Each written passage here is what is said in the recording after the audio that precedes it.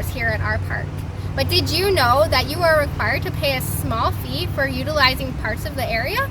For example, you have to pay a fee to use the boat ramps, for showers, and for dump stations.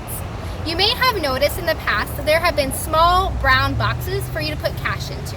Due to COVID-19, we have since changed this policy and are now using fee machines. These machines are located at the entrance to most campsites. You can get to them by walking or by driving up in your vehicle. With this machine, all you have to do is use the buttons on the right-hand side to select your option. So you can go to option A, B, C, or D to choose a boat launch, a dump station, a shower fee, or to choose an annual pass.